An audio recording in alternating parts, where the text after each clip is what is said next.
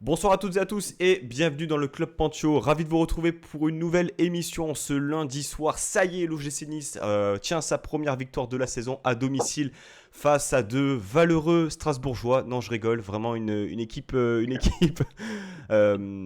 Strasbourg en difficulté. On va revenir bien sûr sur le match. On va parler également d'un des projets de notre invité strasbourgeois que vous connaissez peut-être si vous traînez un peu sur Twitter, et également de la rumeur Sirigu qui enflamme pas du tout, légèrement la communauté de l'OGC Nice. Pour m'accompagner ce soir, c'est un retour. C'est son début de saison, j'ai envie de dire. Deux débuts de saison, là, côté niçois. On a déjà Anto qui est là ce soir. Comment ça va, Anto? Bah écoute, ça fait plaisir de revenir, hein. En plus avec une victoire, 100% de win rate sur le Pancho. Enfin, je veux dire, bon, c'est facile face à cet horrible Patrick Vieira, mais sinon, ça fait plaisir. Nico également, en direct de sa voiture, est avec nous ce soir pour nous vanter les mérites de Hicham Boudaoui, de sa partition en deuxième mi-temps. Comment ça va, Anto? Comment ça va, Nico? Excuse-moi. Ça va super. Vraiment content d'être de retour parce qu'il y a plein de choses à dire. Impeccable. Et forcément, eh bien, on a un invité de marque ce soir, supporter strasbourgeois, suiveur assidu du Racing et de ses méfaits des dernières semaines. C'est Scop. Comment ça va? Eh ben écoute, ça va, je suis très heureux de l'invitation. Par contre, je suis beaucoup moins heureux du début de saison du Racing Club de Strasbourg, entraîné par le grand Patrick Vieira, mais par la taille. Effectivement. Alors, on va effectivement, avant de parler du match, faire également aussi un focus sur le Racing parce que si vous suivez forcément et si vous êtes là, vous vous intéressez au minimum à la Ligue 1, que vous soyez supporter niçois ou strasbourgeois, mais il y a eu quand même beaucoup de, on va dire, d'éléments nouveaux qui se sont passés ces dernières semaines, un été plutôt mouvementé. Mais déjà, dans un premier temps, j'aimerais qu'on parle de toi, Scop, parce que en plus et surtout, voilà, bon, en plus de suivre le Racing Club de Strasbourg, ça t'a pas forcément apporté énormément de bonheur ces dernières semaines.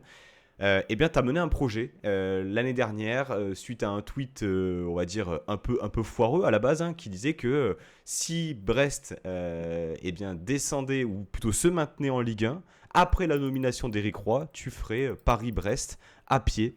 Et c'est ce qui s'est passé lors de Brest-Lens cette année. Donc, est-ce que tu peux nous raconter un peu les prémices de ce projet, comment ça s'est passé, et puis la finalité, parce qu'il y avait une bonne cause aussi derrière. Ouais, ouais, bah déjà, c'est un peu mon anniversaire, puisque ça fait un an, jour pour jour, que j'avais tweeté cette énorme bêtise, à savoir que, comme tu l'as dit, Brest allait descendre en Ligue 2, et que si c'était pas le cas, eh bien, je marcherais. Et donc, j'ai marché 600 kilomètres de Paris à Brest pendant 20 jours. Il y en a peut-être certains qui ont suivi mes aventures sur Instagram. C'était plutôt cool, hein, en vrai. Euh, Très difficile, hein, je le cache pas, mais plutôt cool.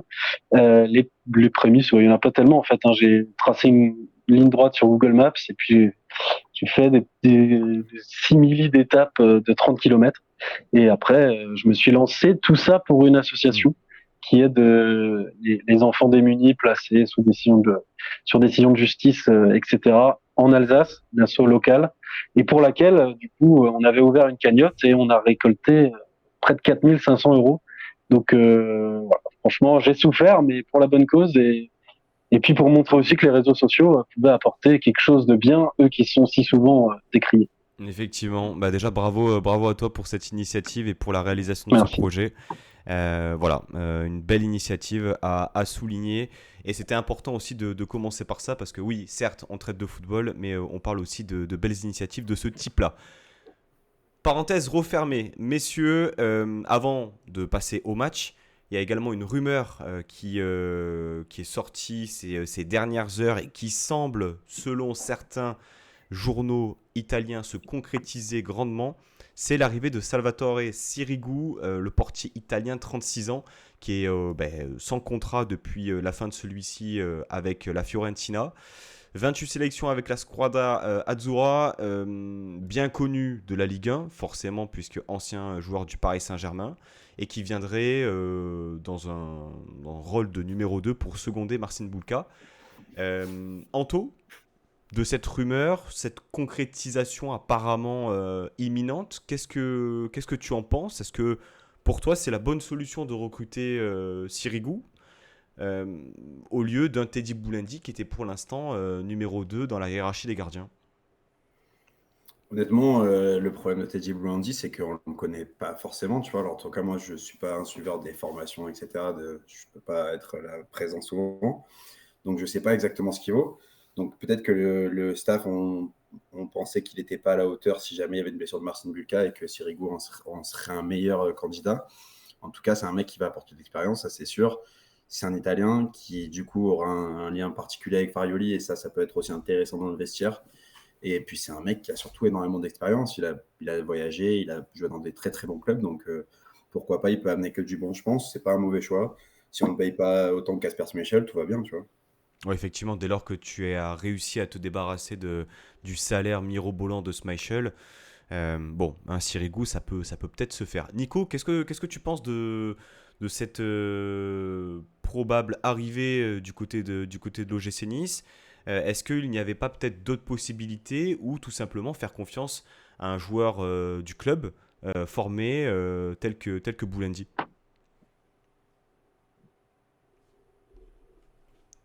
Alors, je t'entends pas, Nico, on t'entend pas. Non, Non, toujours pas. non. Essaye de voir là parce que là c'est dommage. Par rapport à ça, là moi de mon côté je ne peux pas faire grand chose. Je reviendrai vers toi concernant Sirigu, c'est pas bien grave.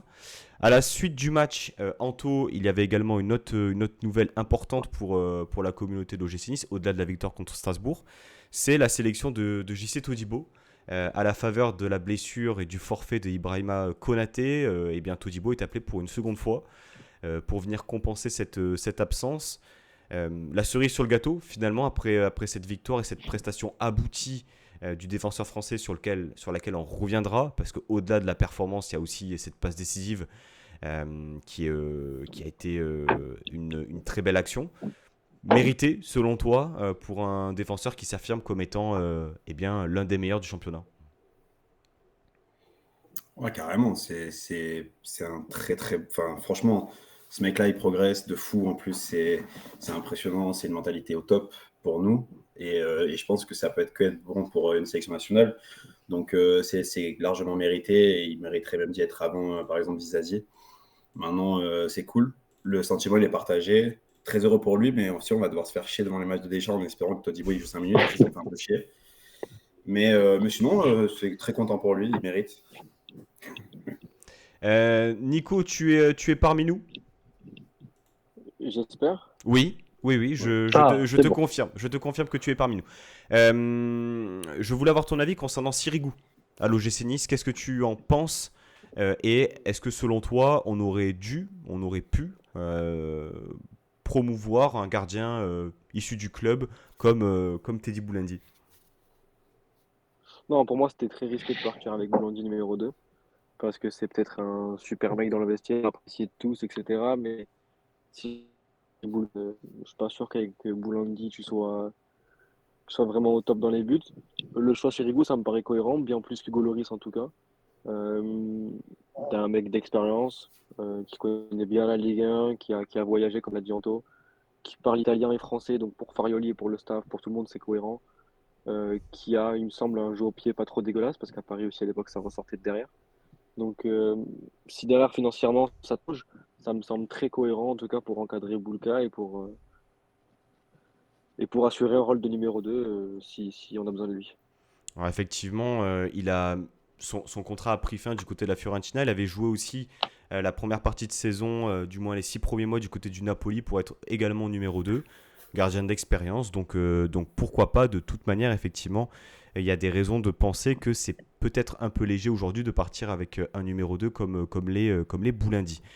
Avant de passer au match et au débrief de celui-ci, j'aimerais qu'on parle de Strasbourg parce que, au-delà du fait qu'on soit connecté à Strasbourg par rapport à l'entraîneur qui gère le club actuellement, il y a eu quand même pas mal de changements au sein de ce club-là.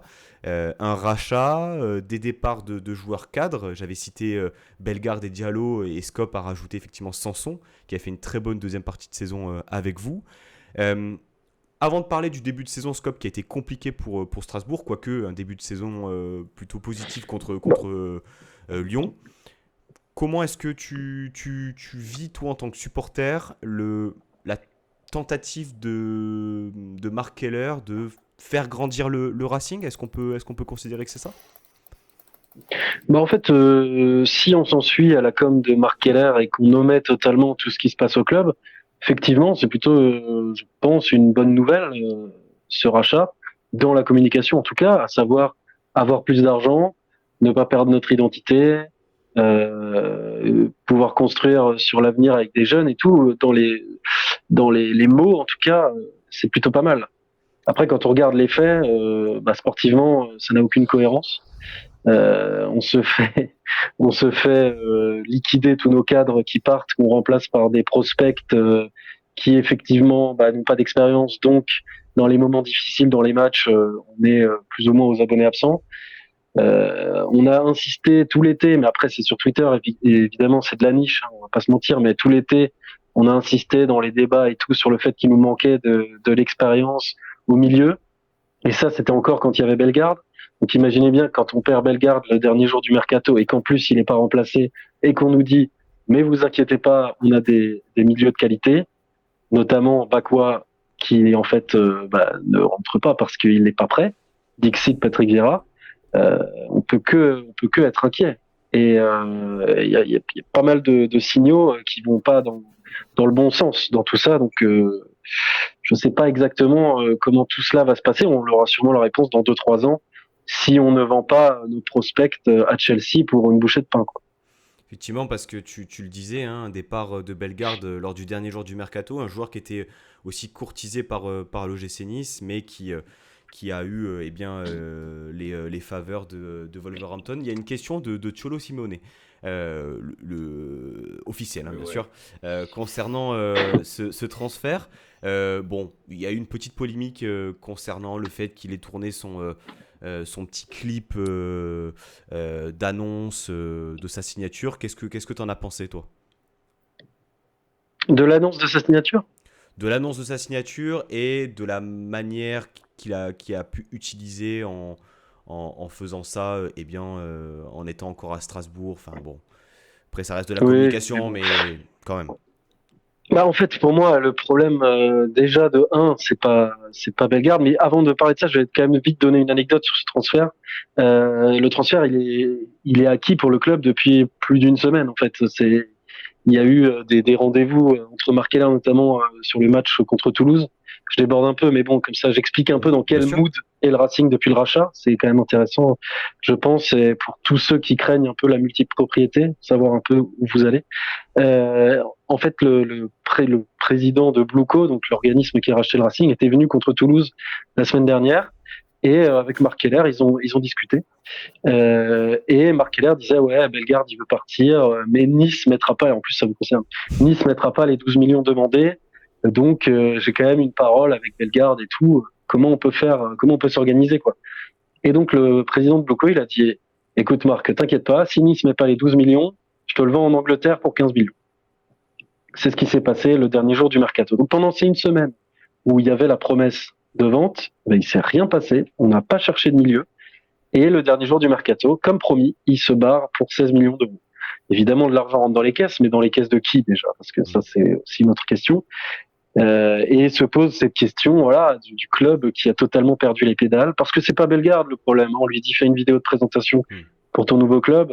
Bah oui, il va faire la vidéo de présentation. Voilà, c'est le club qui autorise à le faire dans l'enceinte du stade. Ça, c'est complètement incompréhensible. On n'a pas le droit, en tant que club professionnel, qui se dit attaché à ses valeurs, attaché à son identité, de pouvoir tout à coup, pour le dernier jour du mercato, ton meilleur joueur de la saison, il a le droit de poster une vidéo avec le maillot de son nouveau club dans l'enceinte du stade de la Méno. C'est un manque de respect total et une omission de la part du club qui est intolérable. D'autant plus que Bellegarde, sur ton début de saison, c'est clairement le joueur qui te fait la différence et qui est le plus en forme. Impliqué sur 6 buts. Hein. Voilà. Des regrets par rapport à ce joueur, peut-être, Nico, Est-ce que son arrivée était peut-être conditionnée à un départ, soit celui de Thuram ou soit celui de Todibo? Qu'est-ce que tu en as pensé? Je sais pas si c'était conditionné à un départ de Thuram ou pour remplacer qui que ce soit au milieu, mais ce qui est sûr, c'est que même si on a déjà une belle concurrence au milieu de terrain, Il n'aurait pas fait tâche, je pense, dans cet effectif. C'est un super joueur de Ligue 1 qui va, je pense, s'éclater en Angleterre. Et je trouve ça d'ailleurs désolant qu'aucun club en Ligue 1 n'ait pu mettre 10 millions d'euros dès le mois de juillet parce qu'on laisse partir un top talent. Donc par rapport à ça, c'est vachement regrettable. Mais moi, je l'aurais pris jour et nuit, Bellegarde. Déjà l'année dernière, au lieu de poser 12 sur BKBK, il fallait mettre la moitié sur Bellegarde. Hmm. Effectivement, un BKBK qui est aux abonnés absents sur les derniers matchs. Anto, Bellegarde aussi, des regrets ou plutôt content et convaincu des moves au milieu de terrain du côté de l'OGC Nice? Bah, globalement, il n'y a pas de regret en fait, parce qu'on le savait. On savait très bien que ce joueur, il n'arriverait que s'il y avait un départ, donc, enfin un gros départ du moins. Donc pour moi, c'est pour ça que tu fais Sanson, etc. Je pense que notre milieu, il est prêt pour cette saison, et tu vois, on verra l'année prochaine où on sera, etc. Donc c'est dommage parce que c'est un super joueur, mais j'ai jamais trop pensé qu'on allait l'avoir, à part au début de Mercato, où à un moment, je pensais qu'on bluffait par rapport à l'argent. Finalement, pas du tout. Donc non, pas forcément déçu. Un petit peu dommage qu'il quitte la Ligue 1. J'aurais aimé le voir un peu plus en Ligue 1. Mais ouais, Strasbourg, par contre, c'est inquiétant. Moi, tu vois, c'est une question pour toi. C'est qu'est-ce que tu penses justement d'avoir fait partir Liénard? Alors, non pas que le joueur soit au niveau européen, mais je trouve ça dommage dans cette transition-là de ne pas garder le mec qui incarne le plus ton club et qui a tout connu, tu vois. C'est pour les jeunes joueurs et tout, ça aurait été le top. Je ne comprends pas cette décision. Bah en fait, moi je vais pas dire que je la comprends pas, je l'accepte, hein. De toute façon, c'était aussi un souhait du joueur parce que en fait, on lui a clairement fait comprendre et je pense à raison pour le coup qu'il avait plus forcément le niveau pour être dans notre club. Je pense que il s'éclate en Ligue 2 et que c'est plutôt bien pour lui. Après, pour nous, honnêtement, il tenait plus, je pense, 90 minutes. Voilà, on a gardé un autre vétéran qui incarne bien l'esprit du club en la personne de Gamero. Voilà, je pense qu'il fallait pas non plus trop en garder. Le vrai problème, c'est qu'on l'a pas remplacé et qu'en fait, on remplace pas Bellegarde non plus. Donc, ça, c'est le vrai problème. Effectivement. Mais respect à lui, il reviendra à la Méno. Un poste lui a déjà été promis et tout, ça, il n'y a pas de problème. Il reviendra chez nous. On va tout doucement filer sur le match. Rappel du score, victoire de l'OGC Nice 2-0, des buts de Youssef Attal et de Terem Mofi. Messieurs, déjà, Nico, pour commencer, une victoire méritée, un match accompli, le match le plus accompli pour toi depuis le début de saison? Un match dans la continuité des trois précédents. Je mets Lyon entre parenthèses parce qu'on a été quand même un peu moins dangereux contre Lyon, mais globalement, j'ai vu les mêmes principes de jeu, la même équipe avec juste plus d'efficacité offensive, notamment en seconde période, je nous ai trouvé largement meilleurs. Mais sinon, ça vient juste récompenser pour moi un début de saison qui est très encourageant par rapport au contexte, par rapport au fait que Farley soit là depuis seulement 3 mois et très satisfait surtout qu'on puisse enfin capitaliser sur un beau résultat avec un clean sheet en plus. On n'a rien laissé à nos adversaires depuis le début de saison. Je pense qu'à un moment donné, c'est pas anodin non plus. Si on a réussi à rendre 3 équipes sur 4, si on enlève Lille dans le lot, qui est une belle équipe de Ligue 1, complètement inoffensive. Donc je pense qu'on a aussi cette capacité-là à endormir l'adversaire. Alors après, ça plaît pas, ça c'est subjectif, c'est personnel. Mais ce match m'a aussi rassuré sur le fait qu'on était sur le bon chemin et qu'il fallait être patient et surtout confiant avec ce qui est en train de se mettre en place. Anto, une prestation, une victoire qui vient concrétiser aussi, comme le disait Nico, des progrès aussi collectivement de la part de l'OGC Nice face à un Strasbourg, et Scop nous en parlera, qui était malgré tout en grande difficulté. Qu'est-ce que tu retiens toi de ce match et est-ce que pour toi c'est ce genre de performance qui va permettre à l'OGC Nice d'atteindre cet objectif de jouer l'Europe en fin de saison? Ouais, bah c'est un super match. Après, c'est juste de la progression. On progresse de match en match. Et je pense que malgré tout, contre Lyon, si on est un peu plus efficace devant le but, enfin, du moins qu'on arrive à comprendre qu'il faut marquer des buts contre Lyon, je pense qu'on n'a pas le même a priori par rapport à ce match. Tu vois. Je pense que le match de Lyon, il était quand même abouti. Et c'est juste, même contre Strasbourg, tu vois, on doit marquer plus. En réalité, on a les occasions pour et tout ça, mais dans le dernier geste, on se trompe. Donc non, c'est de la continuité, c'est très très bien. C'est très cool en plus d'avoir là une petite pause et de revenir contre Paris. Et je pense que ça sera un beau match pour se jauger aussi contre des équipes qui vont avoir un peu plus le ballon. Ça va être très dur, mais non, je suis très content, très satisfait de la prestation. Il y a des très très beaux principes de jeu qui sont faits dans cette équipe. Donc Francesco Farioli.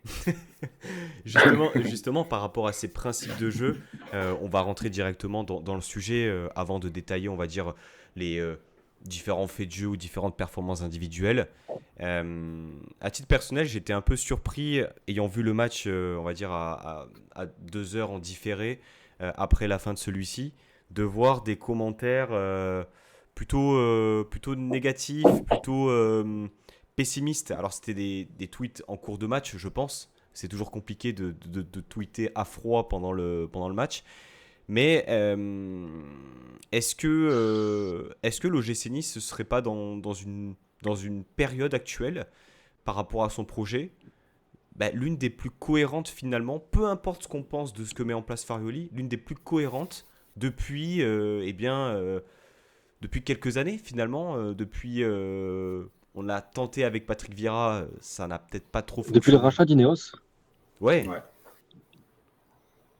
En fait, ce qui est positif, c'est que pour une fois, tu as l'impression qu'il y a un cap qui a été donné, il y a une ligne directrice sportive qui a été donnée et que tout le monde tire dans le même sens. Alors, ça va prendre du temps. Pour l'instant, le jeu de Farioli est encore imparfait. Il y a des phases de jeu, moi le premier, qui m'agace parfois, avec cette volonté constante de partir avec les deux centraux et de fixer l'attaquant.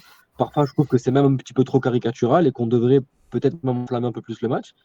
Mais c'est parce que, comme l'a dit Farioli en conférence de presse d'après-match, c'est pas encore suffisamment fluide dans les déplacements, dans les transmissions et dans les automatismes que ça en place. Mais on le voit, tout le monde tire dans le même sens et même il y a une cohérence qui se dégage au-delà de l'équipe, au club. On peut parler du mercato qui, pour moi, vu le contexte actuel, est plus que réussi. On va dire, tu te sépares de tout ce qui n'a pas été bien fait jusqu'à présent, tu conserves tes deux meilleurs éléments et tu te renforces à des postes qui étaient quand même prioritaires. Alors, tu fais pas les priorités parce que tu n'as pas l'argent nécessaire et parce que peut-être, dans tous les mercatos, tu fais pas toutes tes priorités. Ça, tu peux pas reprocher à Guisolfi de ne pas avoir bouclé Digne. Je pense que Digne voulait venir, c'est déjà une performance de convaincre Digne. Qui fait 12 passes D en 2 matchs, forcément Kembry va le garder. Donc tu peux pas lui en vouloir. Et là où il est fort, c'est qu'il avait déjà anticipé avec des Nouri, avec des Perrault et avec des Hakiemé. Donc il y a eu un gros boulot qui a été effectué. Ça correspond à ce que le coach recherche. Donc moi j'ai du mal à comprendre les réactions négatives autour de tout ce qui est en train de se passer. Alors après on peut me dire j'ai du mal avec le style de jeu de Farioli, ça je peux le comprendre totalement. Mais par contre venir nous dire que c'est pas bien, qu'on n'est pas dans la bonne direction, ça je comprends pas. Ça je comprends pas. Tu as étouffé tes adversaires lors de 4 matchs consécutifs. J'ai vu plus de football en 4 matchs qu'en 5 ans. Et pour la première fois depuis des années, en fait, je me dis, ah ok, en fait, ils travaillent ça à l'entraînement. Je sais ce qu'ils font la semaine, les mecs. Tu vois, je sais qu'il y a un entraîneur qui a des idées, et tu les vois sur le terrain. Alors pour l'instant, c'est encore imparfait, ça ne se matérialise pas par rapport au nombre de buts inscrits, au nombre de situations que tu te procures. Mais putain, si on en est déjà là au bout de 3 mois, qu'est-ce que ça va être au bout d'1 an et demi, 2 ans? Parce que je sais que dans le football, on dit on n'a pas le temps, on en a marre d'attendre, c'est toujours pareil, année de transition. Mais là, je n'ai pas la sensation qu'on soit dans une année de transition. J'ai l'impression qu'il y a beaucoup plus de cohérence que lorsque Galtier est arrivé, que lorsque Favre est arrivé, parce que tout le monde tire dans le même sens et était au début de quelque chose de très très intéressant. Et surtout le fait d'entamer quelque chose de nouveau et de ne pas être guidé uniquement par le résultat. Et ça, c'est quelque chose, je pense, qu'on a perdu aussi depuis que Ineos est propriétaire de l'OGC Nice. C'est, on est guidé par le résultat, par la performance. Effectivement, il y en a qui se sont régalés sous Galtier, mais ce n'est pas quelque chose que tu construis dans le temps, réellement. Donc, voilà. Après, chacun est sensible plus ou moins à un type de football. Encore une fois, on n'est pas en train de dire que le jeu de Farioli, c'est le jeu parfait, c'est le Barça 2008-2009. Je ne suis pas en train de dire ça. Par contre, factuellement, le match d'hier, et on viendra sur la performance plus en détail de Strasbourg, il n'y a rien à dire. Et s'il y a 5-0 à la fin du match, il n'y a rien à dire. Qu'est-ce que tu en as pensé, Scop? Tu vas peut-être venir un peu équilibrer le débat, mais bon. Non, pas du tout. Non, pas du tout. Moi, je vais poser une tonne de votre côté de la balance, hein, donc, non, non, j'ai entendu que ça faisait 5 ans que tu n'avais pas vu autant de football. Bah, moi, ça fait 5 ans que j'en ai pas vu aussi peu, tu vois. Non, ouais. Euh, Il y a un dénominateur commun. franchement, c'est ce qu'on propose, et pas que depuis 2 matchs. J'entends dire il y a 2 visages. Moi, c'est le club de Strasbourg. Il y a les 2 victoires contre Lyon et Toulouse, et il y a les 2 défaites contre Monaco et Nice. Non, c'est pas vrai. C'est 3 fois le même match, avec un peu plus de chance dans 2 matchs et un peu plus de tirs, parce que là, pour le coup, on a fait 0 tir cadré. Mais non, pour revenir sur votre performance, le mot qui me vient et que j'ai entendu déjà dans cette émission, c'est cohérence. Pour le coup, tu parlais de caricature à chaque fois repasser par les 2 centraux, mais chaque fois que vous passez par les 2 centraux, tellement nous, on est déséquilibrés, hein, et on fait de la merde, ça crée des occasions de but quasi instantanément à chaque fois.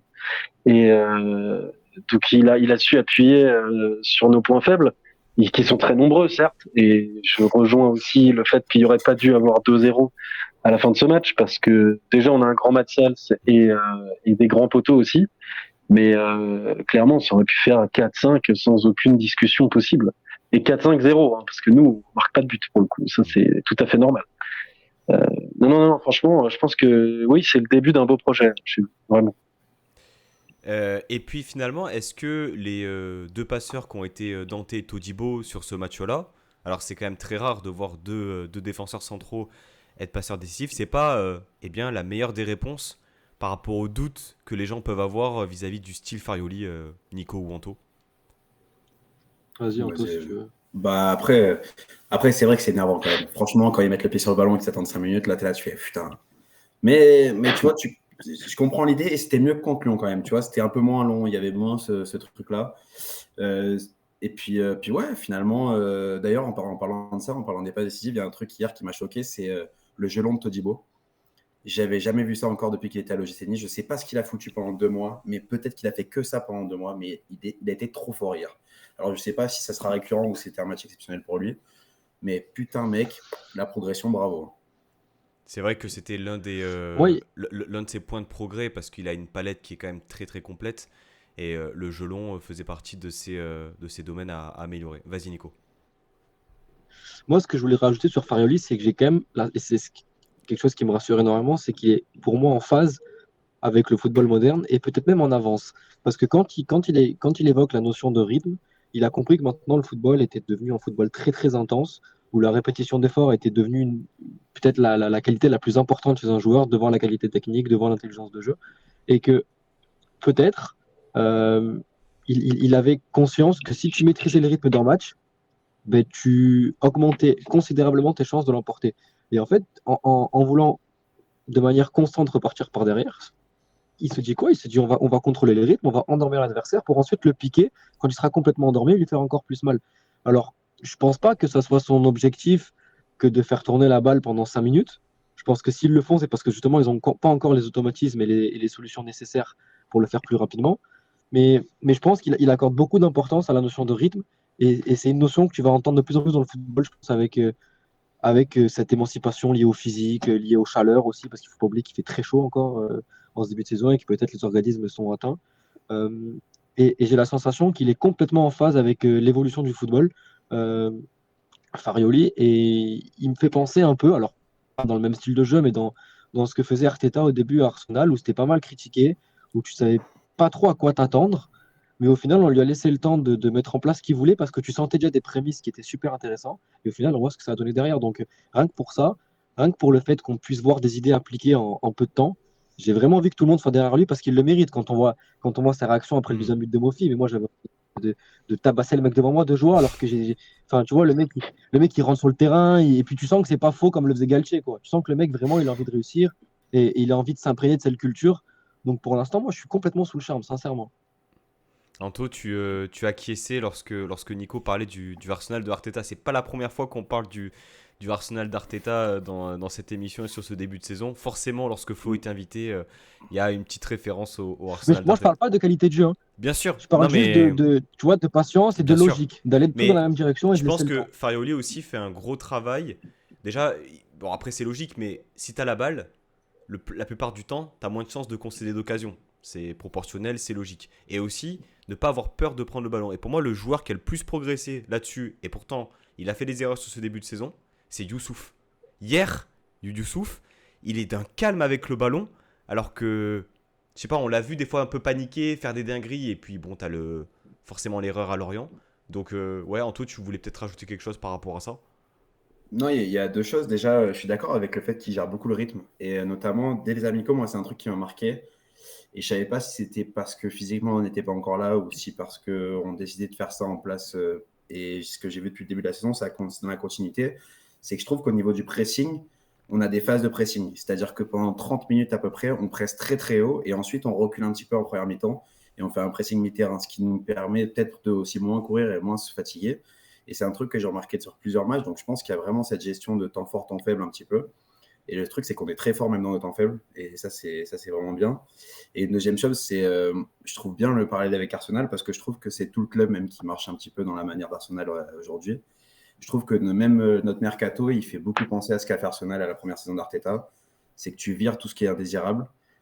Tu recrutes des mecs qui seront là pour faire un peu tes bases. Notamment, tu vois, par exemple, si tu gardes Sanson et Perrault l'année prochaine, tu peux te dire, même s'il y a par exemple des parts de barre, ça sera une base solide et tu pourras même te les mettre en doublure, mais tu seras tranquille avec des mecs qui ne sont pas très chers. Et derrière, tu vas recruter par rapport au coach. Et c'est exactement ce qu'a fait Arsenal en 2-3 ans. Donc, je trouve que c'est un parallèle assez intéressant et on verra si on va y arriver. Mais ouais, il y a énormément de confiance en Farioli. Franchement, il faut juste laisser du temps au club. Il faut accompagner le club avec ce qu'ils sont en train de mettre en place parce que c'est franchement kiffant. Scope, il y a beaucoup de supporters niçois qui, à la suite du match hier après-midi, ont vu dans la performance de Strasbourg l'OGC Nice de Patrick Vieira.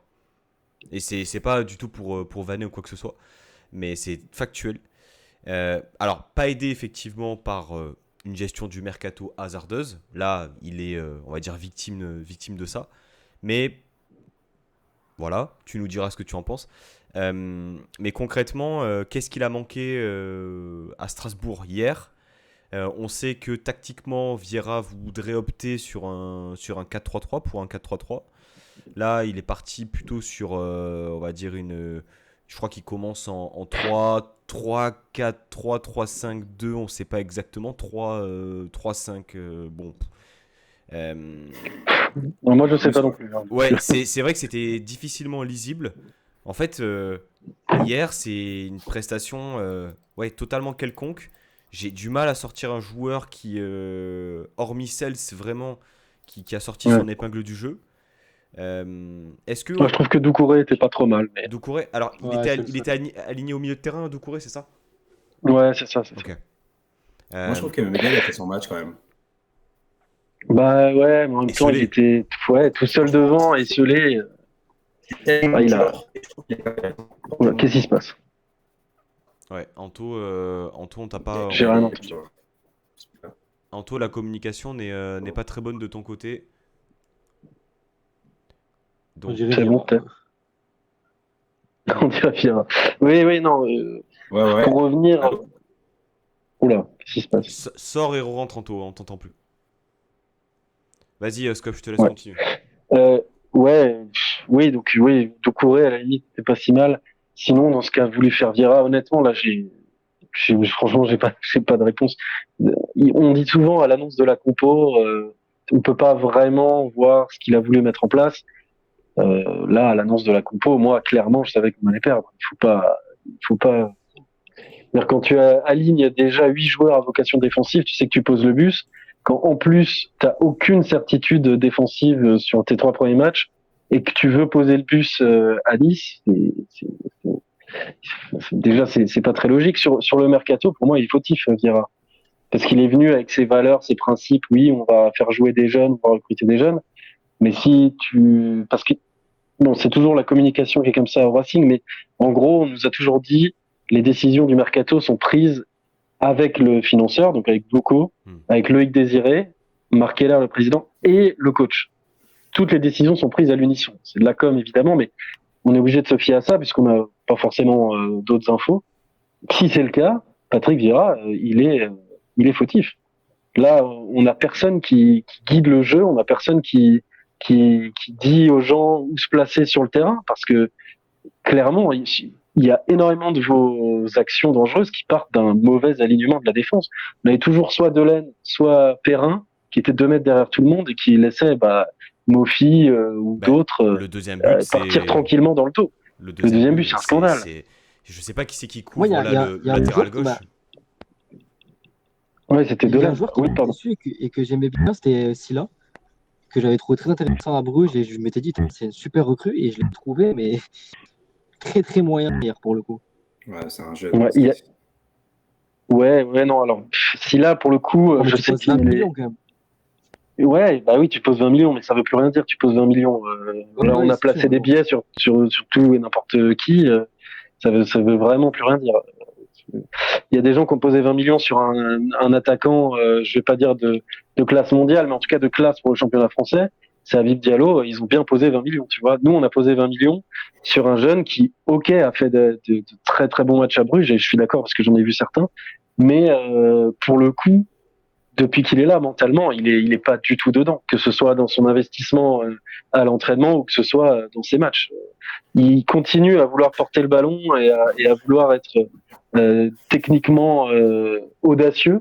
Le problème, c'est que le mental suit pas et que du coup, il est capable de faire n'importe quoi, comme faire une roulette en corner dès la 3e minute du match. Je veux dire, et là aussi, c'est un problème de Patrick Vieira. Je pense qu'il a aussi fait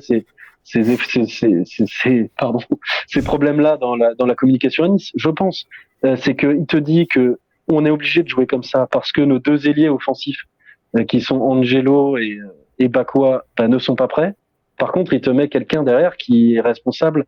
Je crois qu'on a pris 4 buts ou 6 buts, je sais plus. 4 buts on a pris. Mais il est responsable sur 3 des 4 buts. Et lui, il reste en défense centrale. Alors que, en plus, il aurait pu être responsable de 7 buts depuis le début si on n'avait pas un grand gardien. Je veux dire, il y a des choses comme ça qui vont pas. Je veux bien qu'on dise que certains sont prêts, mais qu'on dise pas que d'autres sont prêts alors qu'ils font n'importe quoi depuis le début de saison. Et je dis pas que c'est un mauvais joueur. Hein. Je dis juste qu'il lui faut du temps, comme il faut du temps à tous les gens qu'on a recrutés parce que ils sont pas prêts et qu'il y a personne pour les accompagner parce qu'il y a personne il y a personne probablement qui ont leur niveau attendu et qui peuvent les aiguiller. Donc vraiment, tout le monde est perdu et puis ça se voit sur le terrain. C'est pour ça que vous pouvez exploiter n'importe quelle de nos failles et que ça rend en plus le travail de Farioli facile parce qu'entre guillemets, quand au bout de 15 minutes, il a vu qu'il n'y avait rien en face, il a pu calmer tout ça et il a pu à la mi-temps continuer d'appuyer et puis ça aurait pu finir en 5, 6, 7-0 sans problème. Donc franchement, c'était un bel entraînement pour vous en tout cas. Je pense que vous sortirez grandi de ce match. Si tu attends de Vieira qui fasse progresser tes joueurs, bon courage. C'est la communication qu'on nous a Après, en tout cas. Donc, après, si tu veux une anecdote pour te rassurer, quand il est arrivé à Nice, il y avait Mario Balotelli. Mario Balotelli s'est plaint que les mecs, quand ils rataient des passes et des tirs, ils rigolaient. Et lui a dit, c'est à toi de les guider. À Mario Balotelli, le leader dans la main. Nickel. Mais t'as dit une anecdote pour me rassurer là. Ouais, je sais. Qui 6 mois après l'arrivée Vous connaissez Vas-y, Nico. Vas-y, pardon. Je pense que vous connaissez Marwan Belkacem sur Twitter. Bien sûr. Il a donné une anecdote sur lui.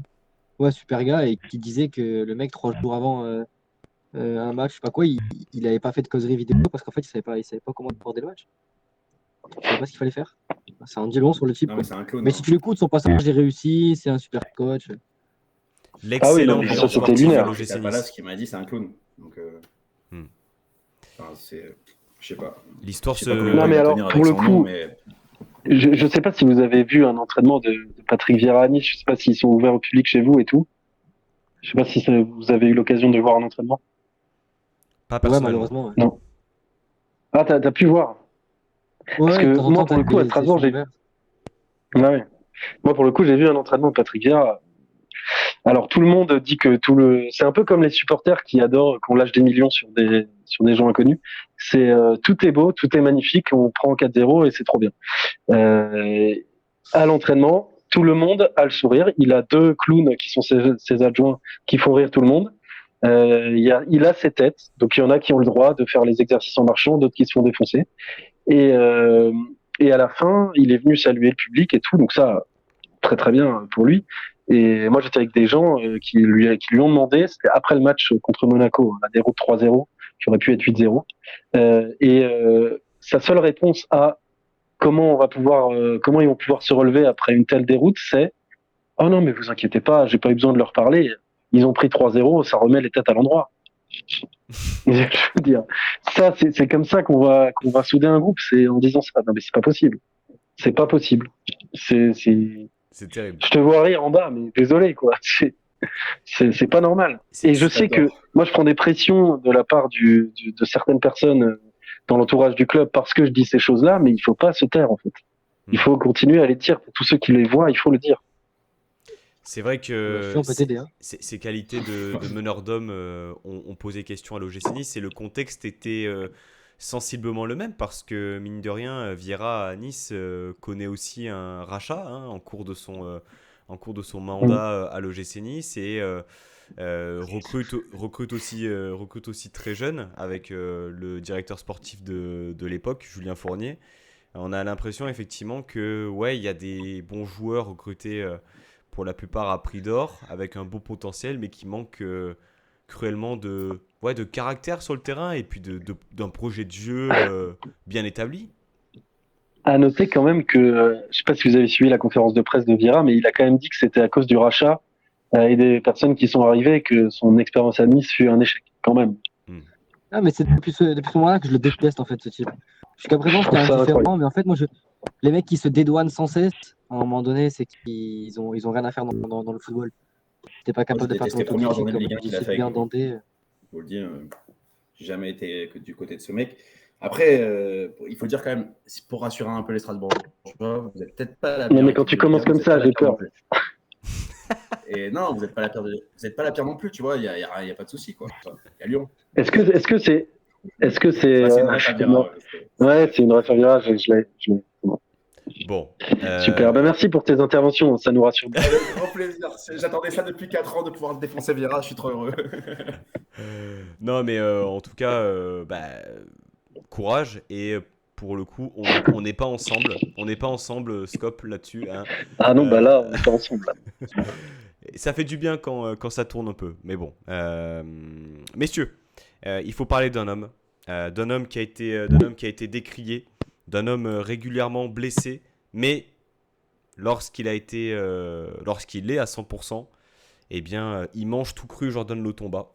Je pense. Ah, mais c'est pas. Mario Balotelli. C'est Youssef Attal, aussi. forcément. Non. Qui a fait ça spécial. Hein. Je crois que ça fait 3-4 buts qu'il met comme ça à Nice. Ça fait penser au but qu'il met l'année Galtier contre Lyon. À Lens aussi, je crois que c'était sous Urcea, il met un but comme ça aussi. Nico, Youssef Attal. L'image, enfin en tout cas moi qui m'a beaucoup marqué, c'est le fait qu'il aille voir directement le directeur de la performance qu'il a rebâti, je pense, cet été pour en faire un joueur fiable, on l'espère physiquement. Est-ce qu'on y croit à ce renouveau de Youssef Attal? J'ai l'impression qu'on a le même discours tous les 6 mois. Oui. On a envie d'y croire parce que quand il est à ce niveau-là, moi je te mets au défi de m'en sortir 10. Même pas, ne serait-ce que 5 joueurs à son poste qui sont aussi efficaces que lui en Europe. Je te mets au défi de m'en sortir parce qu'il a des aptitudes quand même pour moi qui sont extraordinaires. Et encore, je trouve qu'il joue sur la retenue depuis le début de saison. Tu sens qu'il n'a pas encore retrouvé toutes ses sensations parce qu'il a cette appréhension qu'il gardera, je pense, toujours de se péter.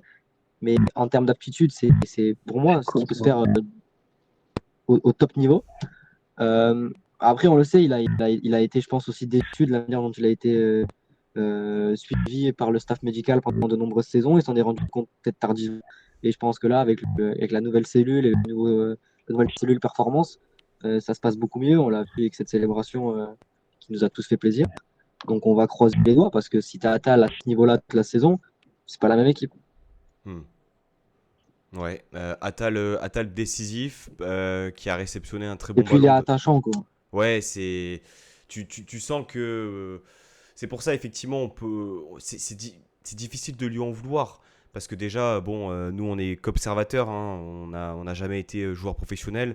Il faut pas sous-estimer non plus la charge physique que ça demande que d'être professionnel. Il y a des joueurs qui sont plus à même à se péter, c'est le cas d'Attal. Mais voilà, c'est sa dernière année de contrat. bon, on a envie d'y croire, Anto, et une chose est sûre, lorsqu'il est prêt, lorsqu'il est physiquement OK, c'est un top joueur. Et là, clairement, sur un exploit individuel, il te débloque une situation. Ah, clairement, franchement, j'étais vraiment ému sur le but qu'il a marqué. J'étais au stade, mais ça m'a tellement fait plaisir de voir le stade, son nom et tout, parce que je pense que c'est un mec qui le mérite et c'est vraiment malheureux. Et je pense que même mentalement, il faut penser aussi que, bon, certes, il y a notre club, il y a le fait qu'on ne peut pas utiliser un joueur, etc., mais aussi un mec derrière ce personnage qui est Youssef Attal et qui doit énormément souffrir de se blesser toutes les 15 minutes. Donc, moi, je pense qu'il ne joue pas sur la retenue, au contraire. Je pense qu'il a changé son jeu. Je pense très sincèrement qu'il a changé son jeu et que c'est une adaptation à son corps parce que son corps ne peut plus faire ce qu'il faisait avant. Et je pense qu'il l'a compris et donc il va le faire un peu moins. Après, ça reste quand même très très bon et j'aime d'ailleurs beaucoup le fait quand il rentre à l'intérieur et qu'il vient un peu limite comme un numéro 10 au final à finir devant la surface. Quoi. J'aime vraiment cet aspect du jeu de Youssef Attal maintenant. Est-ce que c'est purement voulu de sa part? Est-ce qu'il fait un blocage mental par rapport à ça pour éviter une blessure? Ou est-ce que c'est aussi les consignes qui lui ont été données de peut-être d'être moins virevoltant et plus posé dans son jeu? Bah, moi, je pense que c'est un tout. Hein. Je pense que peut-être qu'il a un peu peur, c'est possible, comme toute blessure. Après, je pense qu'on lui a vraiment demandé de s'adapter parce que c'est la première fois qu'il revient d'une blessure et qu'il est comme ça. Parce que d'habitude, il repartait au charbon et tu le voyais faire que ça. Donc, je pense qu'il a été demandé à ce qu'il adapte son corps, son jeu à son corps. Et ça a l'air de fonctionner parce que pour l'instant, il a enchaîné presque. Non, il a été remplacé deux fois quand même sur le début de saison, mais il a dû jouer beaucoup de 4 minutes. Donc c'est cool. titularisations, il me semble. Ouais, il a fini 2 matchs, il me semble. Donc, franchement, c'est pas mal. Espérons que ça tienne maintenant. Oui, effectivement. Je touche du bois. Après, il y a aussi une chose, c'est que je trouve qu'il a vachement progressé défensivement. Ouais. Il a encore cette tendance, cette fâcheuse tendance, je dirais, à se jeter trop facilement. Mais je le trouve beaucoup plus consistant et fiable défensivement qu'à l'époque où c'était vraiment le latéral offensif par excellence. Maintenant, pour revenir sur ce que disait Anto, je pense qu'il a aussi gagné en maturité avec l'âge. Quand il est arrivé, c'était le petit Follet qui arrive. Il y avait aussi l'effet de surprise. Je pense que les adversaires le connaissent. Ils savent que quand il part tête baissée,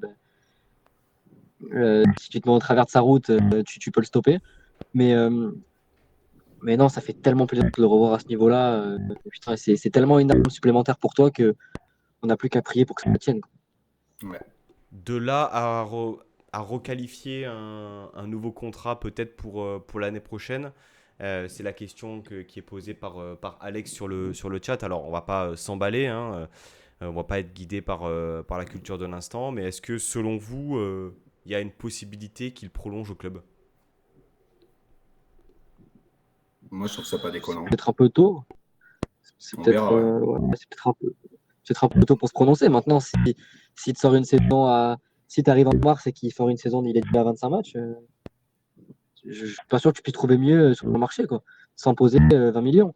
Donc si voilà, on sait qu'il aime le club, on sait qu'il est reconnaissant, qu'il est attaché à la ville et au club, qu'il y a une relation particulière aussi avec les supporters, qui malgré tout l'ont toujours soutenu. Ce serait pas déconnant si le mec il redevient le joueur qu'il a pu être par moment. Maintenant, on n'en est pas encore là et on va pas brûler les étapes. Anto, Ouais, puis surtout, si par exemple, tu as un jeune comme Antoine Mendy derrière qui est capable de, on va dire, jouer quelques matchs, alors on verra, je sais pas, on verra son niveau à terme, etc. Mais si tu as un jeune qui peut être derrière un peu en troisième, même s'il se blesse, on va dire, une dizaine de matchs par an, tu auras toujours ton troisième backup, tu vois, qui ira peut-être faire des allers-retours avec le groupe élite. Donc, non, certainement que Lotomba ne sera plus à Nice cet hiver ou l'été prochain. Il y a de fortes chances, en tout cas, si Attal ne se reblesse pas.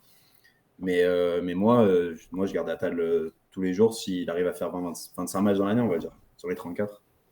qu'as-tu pensé, Scope, de la performance de Attal sur ce match? Est-ce que c'est un joueur que tu as suivi un peu là, ces dernières années? Qu'est-ce qui t'a inspiré sur... Moi, j'ai toujours trouvé que c'était un joueur déjà très bon, mais intriguant et irrégulier. Ça, c'est sûrement dû à ses blessures d'ailleurs. Et en vrai, même si on perd le match, je suis quand même rassuré de le voir à ce niveau-là pour le coup. Et puis ça me fait plaisir. Je pense pas que c'est un mauvais gars, donc c'est con que ce soit contre nous, mais ça me fait plaisir de voir ce type de joueur à ce niveau-là, pour le coup. Une belle frappe du gauche côté opposé qui a permis aussi de concrétiser une domination assez claire. Il y avait une question qui avait été posée, je crois que c'était également par Alex, et de toute manière, je voulais l'évoquer avec vous. On va parler d'un autre Algérien qui a été titulaire et qui est remplacé poste pour poste. Kefren Thuram blessé. Il s'agit d'Hichem Boudaoui. Alors, Hichem Boudaoui, c'est quand même un cas particulier parce que on sort de la période d'Igar où il a explosé et confirmé à un poste qui lui semblait et qui semble être son poste. Youssouf est installé depuis la prise de pouvoir de Farioli. On voit moins Boudaoui. Et là, il devient titulaire un peu par conséquence aussi de l'absence de Thuram. Première mi-temps un peu brouillon, on va dire. Et puis une deuxième mi-temps où, en tout cas, à titre personnel, je l'ai trouvé excellent. Moins visible, peut-être moins flashy que lorsqu'il était 6 sous Digard. Mais alors un abattage, un volume de jeu et surtout la possibilité de venir relayer Youssouf à la relance. Et ça, c'est quelque chose que, de mon avis, Thuram ne fait pas suffisamment. Peut-être que c'est parce que c'est pas son profil aussi. Mais un vrai complément intéressant au milieu de terrain. Qu'est-ce que tu en as pensé, Nico ? Ouais, je pense que tout le monde connaît mon amour pour Boudaoui. C'est pour moi le joueur le plus intelligent de cette équipe déjà. En termes de QI football, je le trouve toujours très très intéressant dans ses déplacements, qu'il soit en 6 ou en 8. Alors forcément, on le préfère en 6 parce que quand il est dans la défense, je pense que c'est le poste qui met le plus en lumière ses qualités. Maintenant, en 8, il a aussi de belles choses à montrer parce qu'il a cette capacité, je trouve, à se projeter dans le dos de l'adversaire qui est super intéressante. Techniquement, il est loin d'être emmerdé avec le ballon, donc il est capable aussi dans les petits espaces de combiner. Euh, et, et justement, j'espère que ce rôle-là, parce qu'il est amené à avoir ce rôle-là cette saison, parce que Youssouf, il est indéboulonnable en 6. Dans ce que veut mettre en place Farioli, ça lui permet d'avoir aussi ce système hybride et de passer à 3 derrière quand on n'a pas le ballon et d'avoir cette assurance tout risque avec ce mastodonte devant la défense. Donc je pense que Boudaoui, quand il sera utilisé et que Youssouf sera là, ça sera en 8. J'espère qu'il pourra aussi progresser dans la dernière passe, dans le dernier geste, parce que c'est ce qui lui manquait un petit peu, je trouve, à Boudaoui quand même pour encore franchir un cap supplémentaire. Mais c'est, de toute façon, on le sait, dans les stats le prouvent, dès que Boudaoui est sur le terrain, tu perds pas déjà et très souvent tu gagnes. Donc à un moment donné, quand c'est le cas pour un match ou 2 matchs, je veux bien que. Mais là, ça fait quoi? Ça va faire 30 matchs. À chaque fois qu'on dit ça, il est là et on gagne. Donc à un moment donné, il n'y a pas d'hasard. Et c'est, je pense, pour Farioli, une chance incroyable et il en est conscient d'avoir un tel joueur à disposition. Il a eu un petit peu de déchets en première mi-temps, peut-être le temps aussi de prendre ses marques, d'avoir ses repères, etc., dans un rôle qui lui était un petit peu étranger depuis quelques temps. Et puis en seconde mi-temps, voilà, il a prouvé qu'il savait tout faire, il a récupéré un nombre de ballons incroyable, il a colmaté des brèches, il a été capable de distiller des caviars aussi. Parce que je crois que c'est sur le but de Mofi, c'est lui au départ de l'action qui fait ce double contact et qui vient orienter le jeu de l'autre côté. Donc en fait, il sait tout faire. Il sait tout faire et c'est une arme hyper intéressante et c'est super positif d'avoir encore Boudaoui à ce niveau-là. Effectivement, un registre aussi différent dans un rôle de numéro 8. Moi, je le trouve quand même sacrément polyvalent. Et alors, peut-être vraiment sur ce match, ce qu'on peut lui reprocher, c'est la dernière passe. À un moment, il a un ballon en première mi-temps à la board, il me semble, qui donne peut-être un peu trop vers le gardien. Voilà, peut-être la dernière passe. Anto, un mot sur la prestation de Boudaoui et sur la complémentarité du milieu de terrain. Est-ce que tu vois quelque chose de plus loin dans le sens où il viendrait bousculer la hiérarchie et l'équilibre trouvé entre Thuram et Sanson au poste de numéro 8? Bah ouais, pour moi, il est totalement dans la concurrence avec Sanson. Autant, je pense que Kefren Thuram a manqué à Nice en première période. En deuxième, Strasbourg a un peu plus joué au football. Enfin, en tout cas, a essayé de jouer un peu plus. Ils ont joué un peu plus haut. Ils ont pas été tous derrière. Ça nous a laissé un peu plus d'espace. Et ça calme-toi quand même. Non, mais j'ai pas dit que c'était fantastique. Attention, mais c'était moins devant le but comme en première mi-temps, tu vois, où c'était vraiment. Je trouve que les deux mi-temps, elles sont vraiment différentes. Et c'est pour ça qu'en deuxième mi-temps, il y en a certains qui se sont plus régalés qu'en première parce qu'il y avait plus d'espace. Mais je pense que Thuram, dans cette première mi-temps, il nous aurait fait du bien dans certains moments. Et j'aimerais vraiment voir le duo Boudaoui-Thuram. Surtout que Boudaoui, ce joueur est extraordinaire. Je pense qu'il n'a rien à faire chez nous, très honnêtement. Et tu sais, Pancho, je te l'ai déjà dit plusieurs fois. Pour moi, il fait partie des meilleurs du monde au milieu de terrain et que ce mec-là est sous-coté. Et je te le dis sincèrement. Meilleur du Je monde. pense vraiment que dans beaucoup de clubs, dans top clubs d'Europe, il serait titulaire et il mettrait tout le monde d'accord. Mais ce mec-là, il passe sous les radars parce qu'il n'a rien de clinquant, il n'est pas flashy, il ne marque pas de but, il ne fait pas trop de passes D. Mais dans tout le reste, il est absolument Bah, c'est ce qui lui extraordinaire. manque. Ouais, mais bon. Oui, ouais. Après, c'était plus vrai quand il était 6, tu vois, t'es loin du but, bon, t'avais moins de projection vers l'avant. Maintenant, c'est sûr que s'il est 8, il va falloir qu'il marque des buts, on est d'accord. Enfin, du moins à participer aux phases offensives. Mais ce mec-là est trop fort et sa vision du jeu, c'est le fait qu'il coupe les lignes de passe tellement souvent, c'est franchement trop bien. Et ce mec-là, merci d'être encore à Nice, quoi. Ouais, l'intelligence de jeu dans le placement, dans le fait de réguler son effort, dans le fait de prendre l'espace, d'avoir une certaine vision du jeu, même si c'est vrai qu'il aurait peut-être tendance et voilà, dans ses axes de progrès, sa qualité de passe et sa vista aussi, faire le bon choix au bon moment. Mais bon, après, on est que de simples suiveurs en slip derrière une caméra hein, pour parler de ça. Mais bon, Nico, tu voulais clôturer sur. Je voulais Boudaoui. conclure sur Vas-y. lui. En fait, moi, j'aimerais qu'à un moment donné, on se rende compte de la chance qu'on a de l'avoir. Le mec qui a 1 an et demi, il sort une interview où il dit que s'il pouvait, il resterait toute sa carrière ici parce qu'il aime profondément le club. Enfin, je trouve qu'on ne se rend pas vraiment compte de la chance qu'on a d'avoir un tel joueur. Alors après, je suis moins dithyrambique qu'Anto sur le fait qu'il fasse partie des meilleurs du monde à son poste. Je pense qu'il a encore quand même beaucoup de progrès à faire dans la consistance aussi, dans l'impact physique. Je pense que et dans le football de cette intensité-là, je suis pas sûr qu'il puisse être présent au top niveau pour le moment. Mais en Ligue 1, par contre, à son poste en 6, je te mets au défi de m'en sortir 2 meilleurs que lui. Mais putain, j'aimerais juste qu'on se rende compte de la chance qu'on a d'avoir un mec comme ça qui est capable de faire 15 km par match, des courses à haute intensité, qui fait jamais de bruit, qui se plaint jamais, et qui aime profondément le club aussi. Donc voilà, juste un grand merci à lui et on a une chance de fou de l'avoir. Et j'espère qu'il sera titulaire contre Paris parce que je pense qu'on a vraiment besoin de lui contre Paris, pour le coup, au milieu de terrain. Ça va dépendre aussi.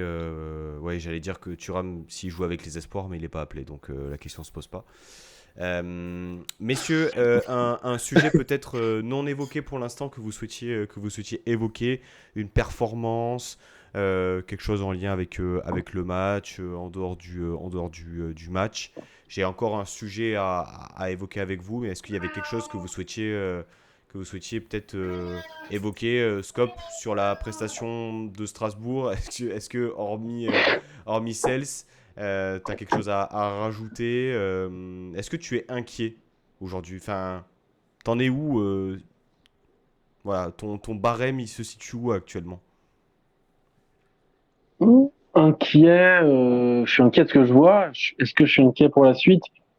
Non, parce que même si c'est pas avec Patrick Vieira qu'on va réveiller tout le monde, je pense que quand même j'ai vu des excellents joueurs à l'entraînement qui ne sont qualifiés de pas prêts par Patrick Vieira, mais quand ils seront prêts selon lui, je pense qu'on verra de belles choses. On n'est pas capable pour l'instant de jouer dans un système. J'espère qu'on va pouvoir passer vraiment avec en 3-4-3 ou en 4-3-3, ça dépend par la suite. Parce que je pense que c'est le système dans lequel on doit évoluer et qu'on sera un peu plus ambitieux dans le jeu, tout en arrêtant de croire qu'on est Cristiano Ronaldo quand on est défenseur central, quoi. Je veux dire, à part ça, franchement, non, mais je suis inquiet, mais pas plus que ça. En fait, j'ai l'impression que ce début de saison, si tu veux, c'est un peu brouillon, mais mon père, il m'a toujours dit, avant la 7e journée, on s'en tape. C'est à partir de la 7e journée que clairement on peut commencer à savoir si oui ou non on est en danger, si on peut voir des perspectives d'évolution, etc., etc. Je rajouterais quand même un truc, je suis d'accord avec lui, c'est pour ça que je dis, mais je rajouterais quand même un truc, c'est que nos deux coachs, les coachs de nos deux équipes sont arrivés sensiblement au même moment. Je dis sensiblement, je crois qu'il y a 3 semaines d'écart, peut-être 2 semaines, mais le timing est à peu près le même. Vous avez un coach, vous comprenez comment il veut jouer. Nous, on est toujours à l'arrêt pour le coup. Et, et donc oui, en fait, ouais, voilà, en parlant, en fait, je me rends compte que oui, je suis inquiet. En fait, c'est ça qui est. Oui, oui, bah oui, en fait, je suis inquiet parce que vous, on voit vos principes de jeu, nous, on capte rien, quoi. On capte Il en que a dalle. pas. Ce que je vois, c'est qu'il en a pas. Bah oui. J'ai l'impression d'être Angelo Gabriel, vous savez, c'est cette pépite qui est arrivée chez nous, que Chelsea voulait garder parce qu'à ce qui paraît, il est trop fort. Sauf que, bah, il comprend ni l'anglais ni le français. Donc, en fait, il est perdu. Et bah, moi, j'ai l'impression que je suis comme ça avec mon club là actuellement. Voilà. Donc, je suis Angelo Gabriel inquiet, quoi. Sauf que t'es pas brésilien et que t'as pas 18 ans, quoi. Et que tu comprends le français. Et que tu comprends le français. Et que je comprends et un peu l'anglais, mais pas trop. Les amis, je vais devoir vous laisser par contre, parce que 22h10, Il n'y a pas faut de, que j'y il aille. y a pas, il y a pas de souci en tout cas. Merci à toi pour ta venue. Nous, de toute façon, on va clôturer ça rapidement. Bonne saison quand même au Bah, Racing, merci pour l'invite. avec plaisir. Vivement qu'elle se termine. Et puis au plaisir de se refaire une émission au match retour, peut-être. Bah oui, avec plaisir. J'espère qu'on fera un meilleur match. J'espère aussi. Merci, bonne soirée à toi. Merci. Allez, bonne soirée. ciao, bonne soirée. Messieurs, je voulais enchaîner par un sujet qui a été réclamé par le chat d'Anto et le chat également. C'est Terem Moffi. Alors, le match d'hier, il est buteur. On le voit plus présent dans le jeu. C'est encore brouillon. Il tape le poteau. Il est 18 fois hors jeu. On commence à être habitué. Comment est-ce que vous jugez de son match ? L'invité l'orienté, Hugo, avait dit que c'était un joueur de série, comme un certain nombre d'attaquants. Est-ce qu'il avait sans doute besoin aussi de ce but-là pour se débloquer. Mais comment est-ce que vous analysez son match ? Parce que, à titre personnel, je ne veux pas vous influencer, j'ai trouvé plutôt intéressant, même beaucoup plus intéressant que ce qu'on avait pu voir depuis le début de saison.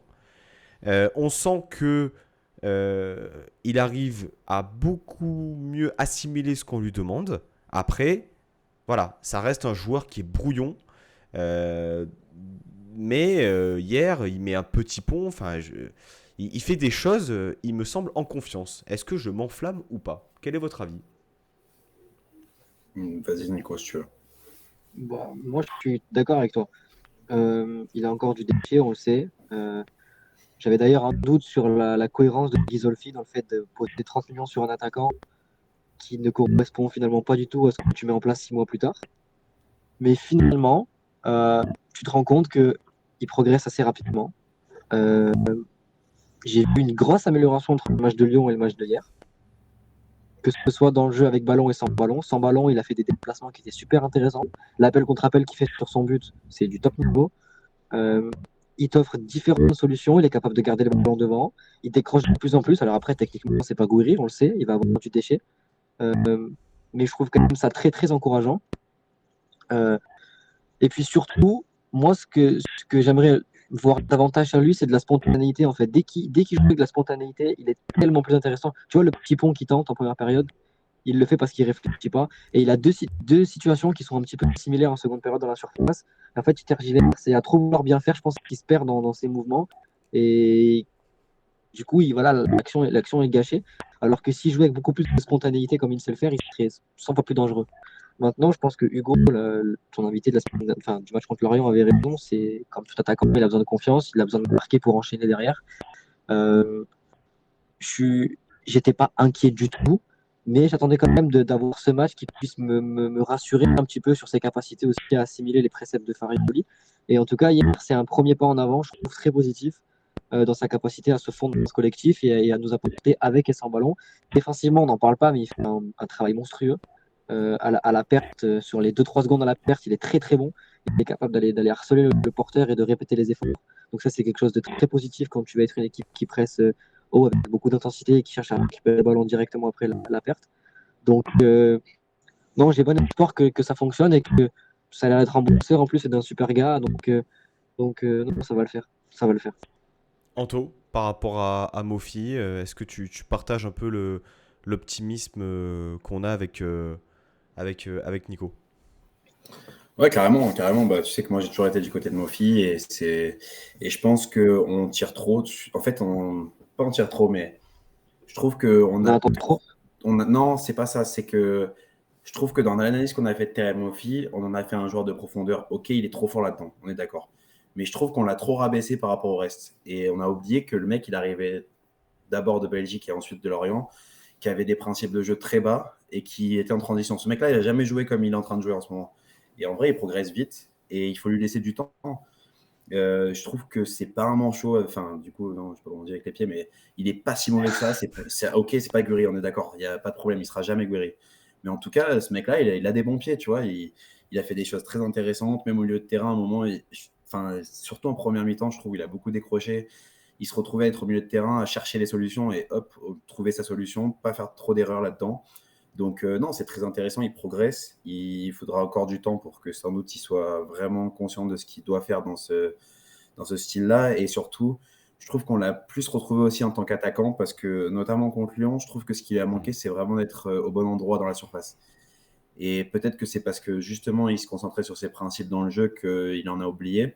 Et cette fois-ci, ça a été plutôt bon. Et je pense juste qu'il a besoin de confiance. En deuxième mi-temps, ça a été frappant au moment où il arrive dans la surface, où limite, il a juste à faire un crochet et frapper. Et tu sais pas ce qu'il fait. Il s'en mêle les pinceaux d'un coup parce que je pense qu'il sait pas de quoi faire. Et il a besoin de confiance. Ce but, il va lui faire du bien. Et j'ai aucun doute sur la suite de Tarek Moffi. Et il y a un autre joueur qui a eu un match peut-être un peu plus compliqué, un manque de réussite, surtout en première mi-temps, avec deux actions nettes. C'est Gaëtan Laborde. Comment est-ce que vous jugez de son match et de son début de saison pour l'instant? C'est vrai que avant même que la saison ne commence, on a eu des doutes sur la compatibilité par rapport au style Farioli, comme on a eu des doutes aussi avec Mofi et on se rend compte que c'est peut-être en train de prendre. Match compliqué pour Laborde, Nico, comment tu l'as senti? Ouais, bah, compliqué. Après, j'attends pas de lui qui dribble trois joueurs et qui mette le feu à la défense sur son côté. Donc, c'est toujours compliqué de le juger dans un rôle qui n'est pas forcément idéal pour lui. Maintenant, voilà, c'est un guerrier. Il se bat, il s'arrache. Lui, pour le coup, est souvent là au bon moment et au bon endroit. Bah, ça n'a pas fonctionné hier, qu'il les a pas mis au fond, mais j'ai pas de doute qu'il mettra ses 10-15 buts dans la saison s'il a des occasions. Je préfère l'avoir avec moi quand même. Alors après, tu me feras jamais dire que c'est un très bon joueur de football. Ça, même si j'apprécie Gaëtan Laborde et que j'ai peut-être été trop dur avec lui la saison dernière, tu me feras pas dire que c'est un très bon joueur de football parce qu'il a quand même des limites, je trouve, dans sa compréhension du jeu, dans ses déplacements. C'est pas en tout cas moi ce que j'affectionne le plus, mais il reste quand même très important, je pense, pour une équipe euh, de notre statut, je dirais. Euh, donc hier, ça a été un peu plus compliqué que d'autres matchs, mais après, pas plus inquiet que ça. Je suis déçu de ne pas avoir vu Buonanni, surtout parce que lui, je suis persuadé qu'il peut te faire beaucoup de bien et je trouve qu'il l'utilise pas beaucoup quand même. Alors la saison est encore longue, lui est encore très jeune, mais tu as beaucoup de solutions sur le banc, c'est positif, hein, parce que quand tu vois au début du match, tu as Guessant, Baldé, Buonanni, Boga sur le banc, bah voilà, forcément, il y en a qui vont moins jouer. Donc à Farioli aussi de bien gérer ça. Mais la Borde se rattrapera et j'espère dès le prochain match. Anto, un mot sur Laborde? Franchement, les gars, j'ai du mal. Hein. J'ai du mal à me dire qu'on va faire la saison avec Gaëtan Laborde et des droits. C'est pas contre le bonhomme, en fait. S'il était numéro 9, je pense qu'il remplirait son rôle et il le ferait plutôt bien, mais on ne peut pas le faire jouer les droits de la saison. Si, on va le faire parce que de toute façon, il est indéboulonnable du 11 et je pense qu'il y aura très peu de matchs où il ne sera pas titulaire. Mais hier, c'est catastrophique. En réalité, il est très, très rarement juste dans ce qu'il fait. Autant il y a des choses où je pense, par exemple, à un moment, il envoie une saucisse à 30 mètres, on ne sait pas trop ce qu'il fait. Je pense que c'est dans les principes de jeu et je pense que s'il le fait bien, c'est dans les principes de travail à l'entraînement et qu'il devait y avoir un mec à cet endroit-là. Bon, ça peu importe, mais c'est surtout, ok si tu n'es pas très bon dans le jeu, mais quand tu es devant le but, tu dois faire mieux. Sa première frappe notamment, c'est lunaire, il tire sur le gardien, c'est pas de lui en plus, tu vois, c'est vraiment normalement c'est son rôle, c'est de marquer des buts, si c'est trop bien le faire. Après, Et là hier c'est deux face à face. Enfin, je ne veux pas Voilà. essayer de lui trouver des Mofi aussi excuses. hein, d'ailleurs. Hein. Première occasion de la board, il est première intention sur son mauvais pied, tu vois. Et deuxième occasion, tu as Cels qui est vraiment à moins d'un mètre de lui. Après, là où je rejoins Anto, c'est que tu es obligé d'être exigeant avec un mec. Quand le mec ne t'apporte pas ce que peut t'apporter un autre dans le jeu, tu es obligé d'être un peu plus exigeant sur ses qualités premières, c'est-à-dire marquer des buts. Euh, Après, je pense qu'on est tous d'accord sur le fait que Laborde, il l'a prouvé depuis maintenant plusieurs saisons, il te mettra entre 12 et 15 buts dans la saison. Et on aura à la fin de saison le même discours. Ouais, c'est pas le plus. Et moi, le premier, je me suis planté, moi, le premier la saison dernière. Hein. Ouais, c'est pas le plus beau. Ouais, c'est pas le plus spectaculaire. C'est pas lui qui va te faire lever de ton siège. Mais au final, à la fin de saison, tu fais les comptes, tu regardes les stats. Il est impliqué sur une vingtaine de buts. Voilà. Et au final, en Ouais. Ligue 1, c'est largement suffisant. Ça, on est d'accord, mais est-ce qu'à la fin de la saison, si par exemple tu fais ta saison avec Buonanni ou avec Aliou Baldé, peu importe, ou même Diop, tu vois, moi j'imagine bien aussi un Boga, Mofi Diop d'entrée, tu vois, ça me dérangerait pas. Si tu fais la saison avec eux, est-ce que tu n'en auras pas marqué autant, voire plus, tu vois? Alors le problème, c'est qu'on ne Je pourra suis pas jamais sûr. savoir, c'est de la fiction. Ben, peut-être pas Je suis eux, pas sûr parce que mais justement, tu vois, pour le collectif. quand tu dis à Mofi qu'il vient de décrocher, au moins tu sais qu'avec la Laborde, tu as une présence à la surface parce que la Laborde sent le but. Je trouve qu'on. Et Ok. c'est paradoxal ce que je dis, parce que moi, je préfère largement le profil de Diop à celui de Laborde. Mais s'il y en a un qui, pour moi, hier est critiquable, c'est encore Diop. Il fait un bon match contre Lyon, mais le jour où Diop est décisif, je pense qu'il va neiger dans la vallée parce que c'est pas possible. Tu mets 22 millions d'euros sur un mec, et pourtant, j'adore son profil. À Sofiane Diop, c'est un vrai joueur de ballon. Je sens qu'il a quelque chose de différent. Mais au final, c'est peut-être beau, c'est peut-être élégant, mais c'est pas efficace du tout. C'est pas efficace du tout. Et peut-être que dans une équipe, tu as besoin d'un mec comme Laborde qui soit moins spectaculaire, qui soit moins beau à avoir joué, mais qui au final, à la fin de saison, tu sais que tu auras tes quasi 15 buts d'assurés. Et en plus, des buts qui sont souvent très importants. Il marque contre toutes les bonnes équipes du championnat la saison dernière. Là, il marque contre Lille. Donc, c'est sûr que oui, sur le papier, je préfère voir Boga, Mofi, Buonanni avec des mecs qui cassent des reins, qui mettent le feu, qui te font lever de ton siège au stade. Mais après, dans ce que veut mettre en place Farioli, je pense que c'est pas idiot d'avoir un mec comme Laborde aussi. Parce que quand tu as Mofi qui vient décrocher, qui prend la profondeur, etc., derrière, tu sais qu'au deuxième poteau, tu auras un mec comme Laborde qui sera souvent bien placé et souvent juste dans le dernier geste.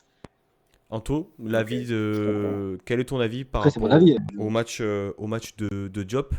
Euh, Comment l'as-tu trouvé?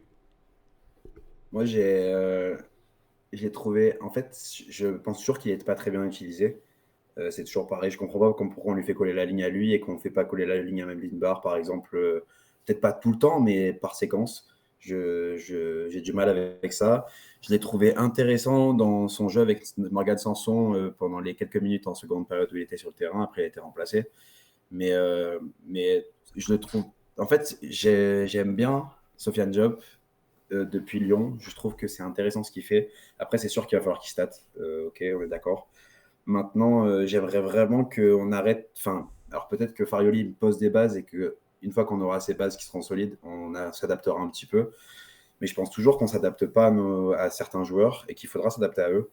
Peut-être moins faire rentrer Melvin Barr au cœur du jeu et que ça soit plutôt Sofiane Diop, tu vois, par exemple, ou Romain Perrault, peu importe, qui colle la ligne.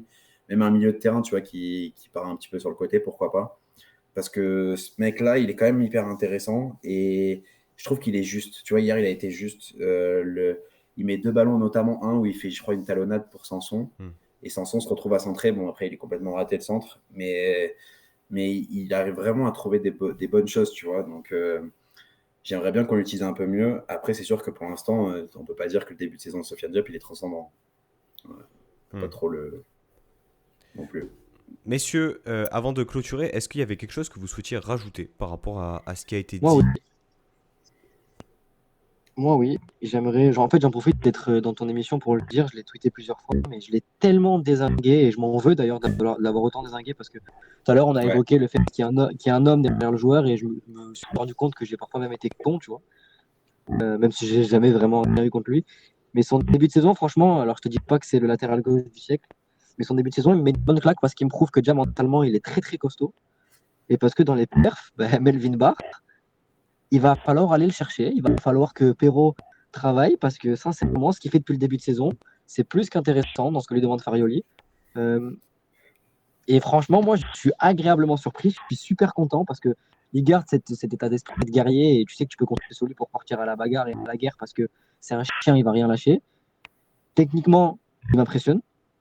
Je sais pas si je suis le seul ou parce que vraiment, je l'imaginais tellement nul que du coup, je suis choqué, mais je trouve qu'il trouve des zones de passe intéressantes. Il prend de plus en plus d'initiatives. Il commence à pointer le bout de son nez offensivement et à dissiper des centres qui sont de plus en plus intéressants. Donc voilà, je pense que on est tous suffisamment critiques avec lui depuis qu'il est arrivé pour ne pas mettre en lumière son début de saison qui est très intéressant.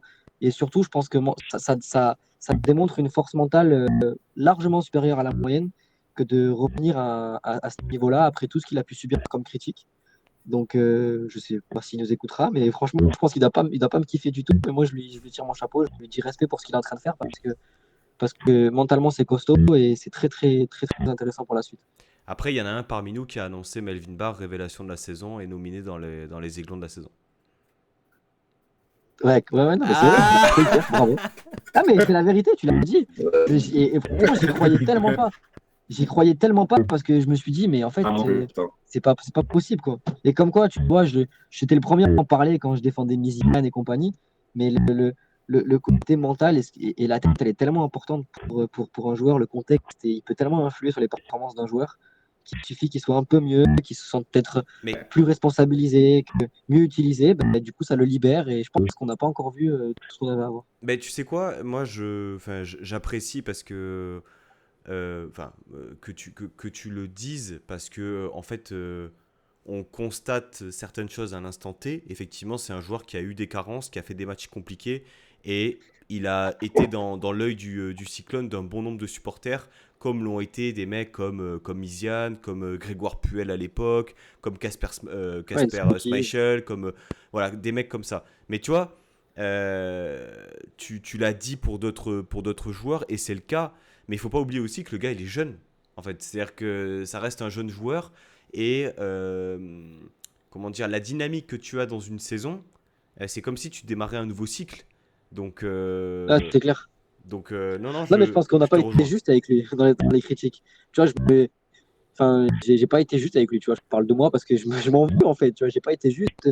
Le mec, il a été aussi victime, je pense, d'un contexte pourri et c'était lui qui sortait un peu plus que les autres dans les performances mauvaises qu'on faisait, mais au final, ça aurait pu être un autre. Et là, franchement, ça fait super plaisir de le revoir à ce niveau-là parce que d'après les échos que tu peux avoir, c'est un super gars qui apprécie tous, un bosseur, discret, qui baisse jamais la tête et il est récompensé, donc ça fait plaisir. Par contre, j'ai l'impression, Nico, tu pourras peut-être confirmer, que plus ses prestations sont bonnes et plus il perd des cheveux. Ah, moi, je trouve qu'il a glow up sur le terrain et physiquement. C'est vrai que par contre, il a pris. Hein. Physiquement, il a. Il Là, mais je est. trouve que sur le terrain, il est meilleur et je trouve que même, beau gosse, Melvin. Moi, je kiffe son style déjà, je suis le seul à le défendre sur son style Oh non, oh non, vestimentaire. non, non, non, non. Ah, Non, si, mais bien sûr que si, mais je c'est peux vous pas qui avez entendre rien ça. compris. Pas ce soir. Pas Moi, je ce suis soir. d'accord, je trouve qu'il a du C'est flow. vous qui avez rien compris. Non, non, non, non. Mais Moi, même, moi, je suis franchement, trop la vieux. photo, Moi, je suis beau trop gosse, moi, vieux, je kiffe. Nico. Je suis trop vieux pour ça, je pense. Je suis trop vieux pour ça. Franchement, quand il va finir sa carrière à Times Square en signant à New York City, franchement, le mec, sera la Moi, je kiffe, star. moi, je kiffe. Franchement, il a un flow de fou. Moi, Euh, j'aime la prise de risque. Maintenant, je veux qu'il les prenne sur le terrain. Un peu plus. voilà, c'est ça. Exactement. Non, par contre, plus sérieusement, s'il y a un sujet, c'est important, c'est euh, il y a des jeunes joueurs qui passent dans notre club qui sont formés chez nous et ça me fait penser, tu vois. Moi, j'essaie de ne plus dézinguer de joueurs sur Twitter notamment, ou même ici, tu vois, en stream, parce que je me dis peut-être qu'un jour ils tomberont là-dessus. Et pensez-y, surtout pour des jeunes joueurs, des fois ça doit être très très dur de lire parce qu'ils lisent. Voilà, maintenant c'est une génération qui lit les réseaux sociaux et mesurer un peu vos propos parce que ça peut être très très dur pour certains de lire certaines choses. Donc voilà, malheureusement ça arrive. Melvin Barr, tu vois, je peux comprendre qu'on l'ait critiqué. Et maintenant, aujourd'hui, c'est peut-être le meilleur joueur depuis le début de la saison, en tout cas le plus régulier, et c'est fou de le dire. Et franchement, respect, et pourvu que ça soit C'est pour clair. d'autres, tu vois. Amraoui qui s'est fait dégommer après 3 matchs à Nice. Franchement, faut être calme, quoi. C'est des mecs de 19 ans, tranquilles. Ils sont membres, Non, mais ça t'as complètement viendra. raison. Encore une fois, pointer une mauvaise performance, bon, déjà, tout est relatif parce que nous, on n'est que des observateurs. Mais bon, tu peux dire certaines choses, mais il y a la manière de faire. Si tu commences à dire que le type, il est rincé et qu'il ne sait pas jouer au foot comme on peut le lire par moments, c'est vrai que bon, c'est bien aussi cette bienveillance, Anto, ça manque par moments. Messieurs, un grand merci pour votre participation à cette émission. Trêve internationale oblige. On se retrouvera bien pour le match de Paris sous un format particulier. Ce ne sera probablement pas un live. Je vous en dirai un peu plus sur le compte Twitter de l'émission. Merci à tous les deux pour votre participation. Bonne soirée. Merci aux personnes présentes sur le chat. Débrief disponible demain matin ou plus tard. Et puis d'ici là, les gars, Issa Nissa. Merci beaucoup, Yanissa. Ciao, Merci, ciao. bonne soirée, les gars.